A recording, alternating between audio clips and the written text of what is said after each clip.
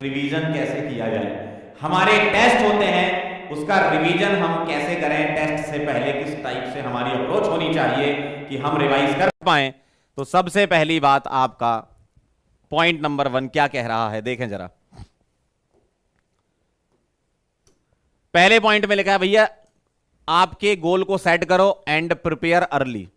जो भी आपका टेस्ट में सिलेबस आ रहा है उसको आप पहले ही उसको सेट कर लो, उसका गोल कि भाई ये वाला सिलेबस हमारे टेस्ट में आ रहा है, मतलब ये चैप्टर हमारे टेस्ट में आ रहा है और मुझे ये चैप्टर करने हैं। ठीक है, तो पहले आपको गोल सेट करना पड़ेगा और कुछ दिन पहले से ही इसकी तैयारी करनी होगी। ठीक है, कुछ दिन पहले से ही तैयारी करनी होगी। क्लियर? दूसरा पॉइंट जो है, आप अपने सब्जेक्ट को प्रायोरिटाइज करो। यह बहुत इंपॉर्टेंट पार्ट है।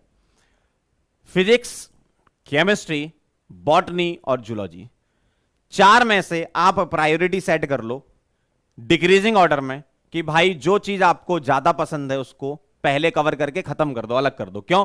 जो ज्यादा पसंद होता है वो जल्दी समझ में आ जाता है और कम समय में आपका काम हो जाता है। ठीक, और उसमें कॉन्फिडेंस भी आपको मिलता है। कम से कम जो आता हुआ है वो तो गलत मत करो। पेपर में गलत नहीं होगा तो नीट के पेपर में भी गलत नहीं होगा।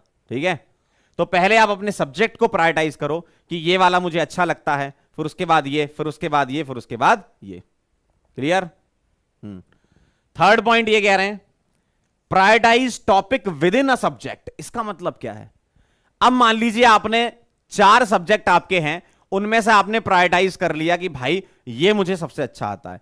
अब उसके अंदर जो चैप्टर आ रहा है सिलेबस में, टेस्ट में, उसके टॉपिक को प्रायोरिटाइज करो, क्योंकि हर एक टॉपिक से सवाल आए ये जरूरी नहीं है, लेकिन एक टॉपिक से बार बार सवाल आता है, ये बहुत जरूरी चीज होती है आपको जानना।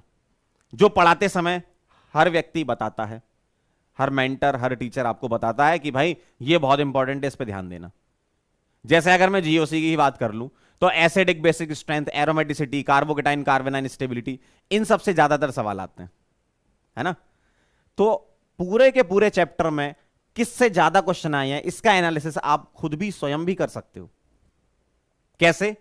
प्रीवियस 5 इयर्स या 10 इयर्स के पेपर देखो और उसमें इतना तो पता चली जाएगा कि ये किस टॉपिक से सवाल आया है, और देखो कि बार बार कौन सा टॉपिक रिपीट हुआ है, उसके अकॉर्डिंग सीक्वेंस बना के रिवाइज करो। ठीक है। फोर्थ पॉइंट क्या कह रहे हैं? Draw mind map and short notes. भाई आप जब आपके लेक्चर के नोट्स बनाते हो या जो पीडीएफ होती है उससे नोट्स बनाते हो तो वो फुल नोट्स होते हैं। तो हर एक चीज डायरेक्ट कॉपी और पेस्ट नहीं करनी होती। आप पूरा समराइज करो कि भाई एक पर्टिकुलर स्लाइड में सर ने क्या क्या बताया, क्या क्या इंपॉर्टेंट है, अपनी लैंग्वेज में लिखो यार। खुद के नोट्स बनाओ, माइंड मैप्स बनाओ, एरो बनाओ कि भाई मान लो इफेक्ट है तो ये इफेक्ट, ये इफेक्ट, ये इफेक्ट, इसमें ये एप्लीकेशन, इसमें एप्लीकेशन, ये इसमें एप्लीकेशन। तो चीजों को माइंड मैप के फॉर्म में याद रखो और क्वेश्चन की प्रैक्टिस करो, बहुत अच्छा टेस्ट जाएगा आपका। ठीक है, तो ये चीजें आपको करनी है। जितना आप सीक्वेंशियल स्टडी करोगे दिमाग में रिटेन करने की कैपेसिटी बढ़ जाती है आपकी, और दिमाग में जितनी ज्यादा चीजें रिटेन होंगी तो आपका एग्जाम भी सुधर जाएगा। इन सब चीजों से आप मार्क्स को इंक्रीज कर सकते हो। रैंडम स्टडी बहुत ही घातक होती है, ध्यान रखना। सीक्वेंस में स्टडी करनी है, पूरा प्लान होना चाहिए आपके पास स्टडी का। ठीक है, तो इस तरीके से आप चीजों को अमल करें और नंबर पाएं। ठीक है, चलिए तो